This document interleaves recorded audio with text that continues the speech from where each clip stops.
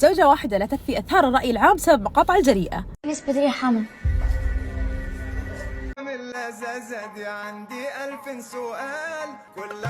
وزارة الإعلام في الكويت اعتبرت أنه يسيء للمجتمع الكويتي، وبناء على ذلك تم منع الممثلين من تقديم أعمال فنية داخل الكويت، على رأسهم الممثلة هدى حسين. طبعا جمهورها يحبها ويقول كلنا هدى حسين، ويقولون هي اللي أسست مسرح الطفل الكويتي الخليجي. الله ياني والهان اليدتي. نزل بيان من شركة زين يقول انهم ألغوا المسرحية.